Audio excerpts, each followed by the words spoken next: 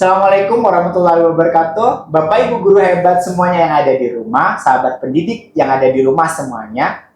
Saya membawa buku yang sangat luar biasa. Buku ini adalah antologi puisi dwi bahasa dari teman-teman SD SMP 20-an.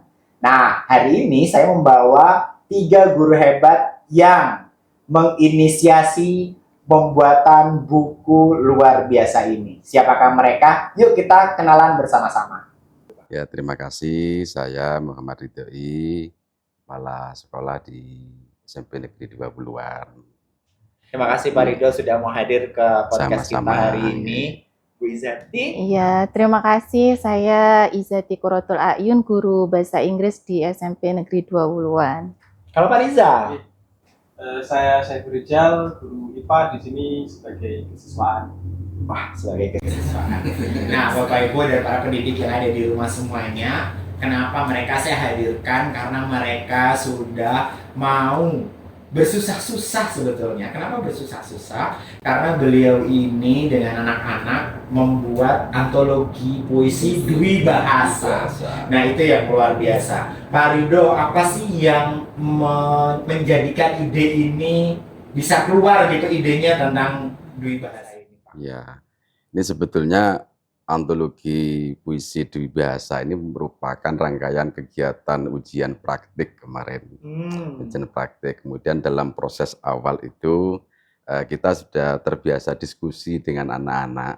Nah, anak-anak ini nanti prakteknya apa? Ini prakteknya apa? Nah, kemudian muncul ide dari anak-anak baca puisi, ya, ide baca puisi. Kemudian dari teman-teman guru bahasa Indonesia ini kemudian dikaji, coba dimodif, kemudian berkolaborasi, sehingga saya juga sering saya nyampaikan kalau ada apa namanya, ada istilahnya hasil dari anak-anak ini kan tinggal langsung ditranslate dari bahasa Indonesia langsung dijadikan bahasa Inggris. Akhirnya dari idenya anak-anak minta membaca puisi ini biar nanti semakin apa namanya pembelajarannya semakin bermakna kepada anak-anak.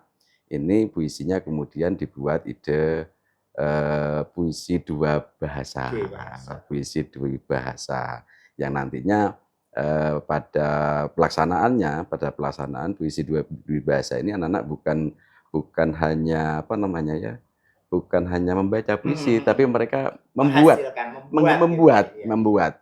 puisi, kemudian ya tentunya memang awal dari bahasa Indonesia dulu, ya dari bahasa Indonesia dulu. Kemudian kita kembangkan dengan pembelajaran yang lain, pembelajaran bahasa Inggris lah dari puisi yang sudah jadi, sudah fix, baru diterjemahkan ke dalam bahasa Inggris. Itu awal mulanya seperti itu. Uji praktik. Jadi biar efisiensi waktu juga. Jadi sekali ujian langsung dua mapel. Kan dua mapel. Sehingga ini ya hasil kolaborasi dari teman-teman guru bahasa Indonesia dan bahasa Inggris. Akhirnya ya jadilah hal seperti ini.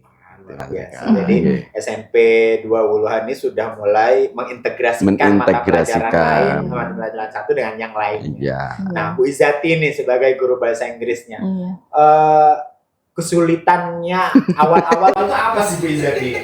Sebenarnya ini ya memang butuh proses ya Pak. Prosesnya ini lama, terus butuhkan waktu ya lama. Kalau anak-anak ditanya mungkin di antara ujian praktek yang lain. Paling lama. Yang paling lama. Ujian praktek yang paling lama. Iya, yang paling lama, yang paling ribet mungkin bahasa Indonesia dan bahasa Inggris ini. Karena di awal kan memang idenya kita kumpulkan dari anak-anak itu. Kita ambil diskusi sama guru bahasa Indonesia. Kemudian kita sosialisasikan ke semua anak kelas 9. Nanti kita mau bikin karya ini, mau bikin proyek, kemudian kita sampaikan teknisnya bagaimana. Ternyata setelah teknis, waktu sosialisasi itu anak-anak kayaknya sudah paham gitu. Begitu waktu hari hanya sudah diminta karyanya itu banyak yang WA, Bu, tadi ukurannya berapa ya Bu? A5 itu berapa senti kali berapa senti ya Bu? Cara ngirim ke linknya itu gimana? Jadi hal-hal seperti itu yang memang ya memang itu prosesnya gitu, enggak ujuk-ujuk anak-anak menghasilkan karya itu enggak. Jadi prosesnya itu yang lama memang. Jadi memang proses belajarnya tidak hanya bagaimana bahasa Iya. Indonesia ditranslate ke bahasa Bahasa Inggris. Bukan, Inggris, enggak, iya. enggak, sekali banyak, pembelajaran. banyak. Iya, Banyak pembelajaran yang ada di dalamnya, bukan hanya buat puisi kemudian translate, tidak seperti itu. Lah proses ini anak-anak kan memang terlibat dari awal, dari Iya. nol, bahkan dari nol ya, terlibat dari nol, dari merencanakan memilih apa namanya kegiatan uji praktiknya nih apa, gitu. Jadi ambil puisi, kemudian kita kemas, guru-guru kolaborasi tadi mengintegrasikan antara bahasa Indonesia dengan bahasa Inggris. Itu ini kan sama-sama bahasa Iya. sebetulnya. Elemennya sama, elemennya sama. Jadi ya seperti itu yang proses yang dilalui oleh anak-anak. Ya memang ya apa namanya proses ini kemudian ya memang cukup makan waktu yang cukup lama. Bahkan mungkin termasuk yang ada anak itu hampir pengumuman lulusan baru selesai. Iya. Oh, ada juga. Iya, ada. Ya, jadi Iya. tetap kita tampung, tetap kami tampung. Jadi H-1 mau ini baru setor hasil Iya. itu sampai seperti itu. Sehingga waktunya cukup lama. Nah, sehingga ini memang untuk kegiatan uji praktik di kelas 9 khususnya pada kegiatan asesmen akhir jenjang itu ada memang beberapa mapel itu yang kami kolaborasikan, bukan bahasa Indonesia dengan bahasa Inggris. Ada juga mapel-mapel yang lain, ya ada mapel-mapel yang lain juga kami buat kolaborasi yang di situ bisa dilakukan oleh anak-anak sekaligus. Ya, banyak mapel yang lainnya. Oh, IPA, Inggris, sama PAI, sama prakarya, sama itu banyak juga. Ya termasuk ini yang sekarang yang ada bahasa Indonesia sama bahasa Inggris, kebetulan ada produknya. Kalau yang lainnya kan tidak ada produknya, tidak ada hasilnya. Bukan ada hasilnya, tidak ada produknya. Ya, kebetulan yang bahasa Indonesia sama bahasa Inggris ini menghasilkan dari awal sudah antologi puisi dwi bahasa karyanya anak-anak. Terima kasih Pak Ridho. Pak Rizal, ini kan Pak Rizal nih katakan bapaknya anak-anak ya, gitu. Kalau kesiswaan itu kan bapaknya anak-anak biasanya. Pak Rizal, dari kegiatan ini, Pak Rizal melihat apa sih dampaknya ke anak-anak gitu Pak Rizal? Karena memang mulai dari awal itu, mulai dari perencanaan bahkan mulai sebelum perencanaan juga anak dilibatkan, jadi anak-anak merasa tanggung jawabnya lebih tinggi. Jadi nilai-nilai karakter-karakter yang ingin kita munculkan itu muncul semua, semacam kayak misalkan tanggung jawab, kemudian terkait dengan kepedulian. Bahkan ada, Pak ini teman saya nggak punya HP, gimana? Yuk kamu ya apa gimana? Pakai akun saya nggak apa-apa ya, tapi akun kamu ya nggak apa-apa, sudah yang penting nanti karyanya dia sendiri. Jadi apa? Saling tolong menolong antara saya juga ada. Maksudnya saling tolong menolong bukan kamu tak kayaknya ya. Iya. Tapi ini tak fasilitasi pakai punya saya dulu. Bahkan kemarin juga ada berapa yang kayak gitu ya? Ada 4 anak seperti itu. Jadi kalau saya hanya lebih mensupport aja, memotivasi anak-anak. Jadi ya memang karena melibatkan dari awal ya, rasa memilikinya lebih ada, apalagi dengan adanya produk pasti juga membuat mereka semakin bangga. Punya karya gitu ya. Ya nanti ini jadi kenang-kenangan. Iya, betul. Nah, sahabat pendidik yang ada di rumah semuanya, saya lihat dari mereka, dari guru-guru yang hadir dan kepala sekolah yang hadir ini sekarang, SMP 20-an ini sudah mulai menggunakan prinsip yang mana sekarang sudah sering digembor-gemborkan ya Bapak Ibu, yaitu memuliakan, dengan prinsip memuliakan. Dan selanjutnya mereka juga ternyata, kalau saya dengar dari cerita mereka juga, mereka menggunakan voice, choice, and ownership. Ya, jadi voice-nya dari anak-anak diajak untuk berkontribusi gitu ya. Choice-nya juga anak-anak juga bisa memilih gitu ya. Akhirnya karena punya ownership itu, punya rasa tanggung jawab dan macam-macamnya, akhirnya juga karakter-karakter yang lain kalau menolong dan semuanya juga tumbuh ya Pak Rizal ya. Nah, Bu Izati sebagai guru bahasa Inggris, biasanya kan anak-anak itu paling susah nih ya. Kalau di bahasa Inggris ini, apa nih? Apa sih yang dilakukan oleh Bu Izati nih supaya anak-anak dapat menghasilkan sebuah karya yang luar biasa? Jadi di awal itu memang sudah dikasih tahu anak nanti ujian praktik ini kalian 1 kali tampil saja langsung dapat 2 nilai gitu. Jadi menghemat waktu, menghemat tenaga. Oleh karena itu anak-anak harus melakukan yang terbaik. Karena kalau salah satu jelek ya jelek semua nanti 2 nilainya itu. Sudah di awal itu saya tegaskan seperti itu. Kalau kamu baik ya nilai dua-duanya baik. Tapi memang dibandingkan bahasa Indonesia, pasti bahasa Inggris yang lebih sulit ke anak-anak. Apalagi saat anak-anak praktek membacanya. Nah, di praktek membaca ini kan pasti anak-anak, Bu, bahasa Indonesia aja susah kok praktek baca puisi bahasa Inggris gitu ya. Gimana nggak bisa saya bacanya, Bu? Ya dibaca sebisanya, di rumah latihan, silakan boleh pakai Google Translate, cek gimana cara bacanya. Sesuai apa tidak. Iya. Dicek dulu cara bacanya, latihan, nanti baru kalian tampil gitu. Karena yang dinilai bukan hanya hasil puisinya, tapi kalian cara membaca puisi itu juga dinilai gitu. Jadi disampaikan berkali-kali ke anak-anak seperti itu. Berarti selain anak-anak yang menghasilkan buku, mereka juga menghasilkan dari karyanya mereka presentasikan gitu. Iya, satu-satu anak presentasi itu, Pak. Jadi presentasi pertama ketika sudah ada jadwal ujian praktek itu, jadi anak-anak langsung 10 orang kami panggil ke kelas, nanti mereka tampil di depan 2 penguji, guru bahasa Indonesia dan guru bahasa Inggris, diserahkan lembar puisinya yang sudah jadi itu print-printannya, kemudian mereka tampil di depan membaca puisinya dalam bahasa Indonesia dan bahasa Inggris. Nah, ketika tampil itu langsung kita evaluasi nih 2 guru ini, bahasa Indonesia dan bahasa Inggris. Kita evaluasi baik dari layoutnya, kan mereka layout sendiri di Canva, layoutnya gimana, apakah sudah sesuai apa belum, karena kadang anak-anak itu pokoknya seneng sama layoutnya dipakai, kadang tulisannya warnanya hitam, layoutnya backgroundnya biru, nggak kelihatan gitu, jadi itu sampai ke hal-hal seperti itu. Kemudian kalimatnya, jeda kalimatnya gimana, kemudian translate bahasa Indonesia ke bahasa Inggrisnya sesuai atau tidak gitu. Jadi memang rumit sebenarnya, tapi bangga gitu anak-anak ketika sudah selesai, oh ternyata saya bisa gitu di akhirnya. Memfasilitasi itu memang agak. Jadi iya.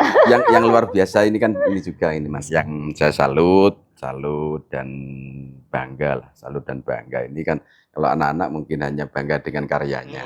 Guru-guru ya lah. Kalau saya kan punya 2 kebanggaan sekaligus. Saya punya 2 kebanggaan, bahkan 3 kebanggaan sekaligus. Kebanggaan atas nama sekolah kan gitu ya. Kemudian saya bangga salut dengan guru-guru yang disampaikan tadi Bu Iza itu kan anak-anak langsung ke 2 penguji, guru bahasa Indonesia sama guru bahasa Inggris. Dan yang terjadi sebetulnya 2 guru ini bukan hanya sekedar menguji, tapi mereka juga sebagai mendampingi anak-anak dari nol, bukan hanya langsung buat seperti ini langsung ujian tanggal sekian, seperti itu. Karena kan beda ini, hingga ini dimulai dari nol, teman-teman guru melakukan pendampingan terus sampai hasil ini layak, hasil ini layak untuk dibukukan, untuk dibukukan. Ini yang saya bangga. Kemudian anak-anak ternyata anak-anak bisa buat, ternyata anak-anak bisa bisa buat puisi, dan puisinya ini ya memang temanya sangat beragam.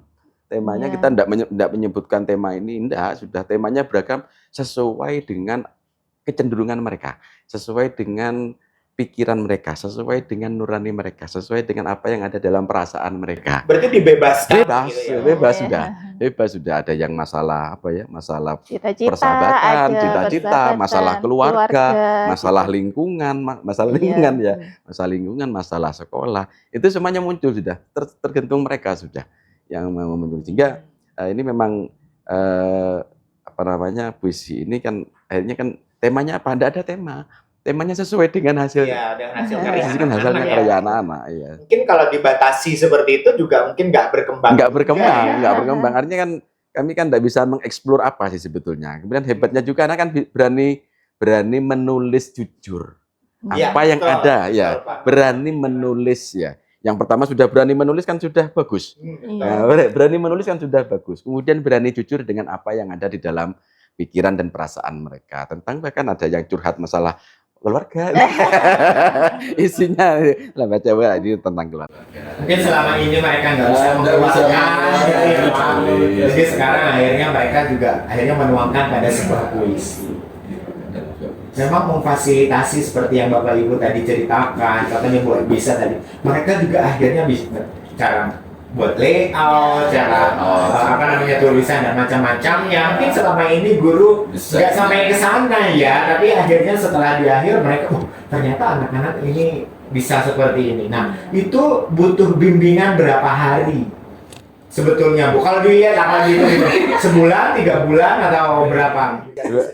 Iya, sebulan lebih SMP kayaknya itu ya. Jadi di awal setelah sosialisasi itu anak-anak sudah langsung, kan kadang ada anak yang kalau mau ketemu langsung itu ada yang malu, ada yang WA langsung, Bu ini gimana gitu.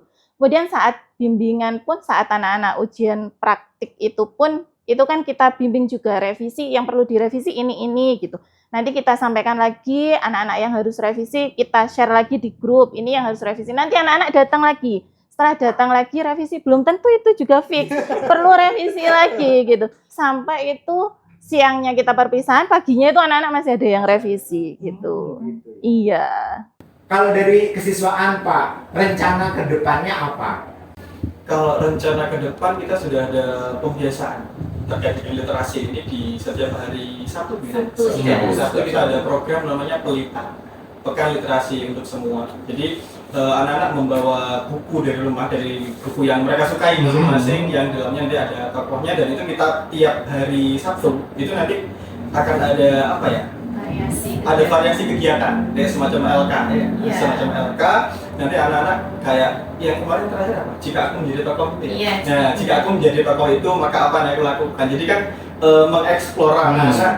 Ketika aku jadi tokoh yang sini kira-kira bahkan seperti apa? Jadi itu bahkan juga kemarin mengubah air cerita, dua pekan yang lalu. Mengubah cerita, kemudian membayangkan jika tokoh punya tas, apa isi bendanya gitu. Jadi anak-anak benar-benar berimajinasi ya, imajinasinya liar. Iya, dan itu lucu-lucu ternyata. Luar biasa. Iri saya jadi. Kayaknya saya pengen sekolah di sana deh.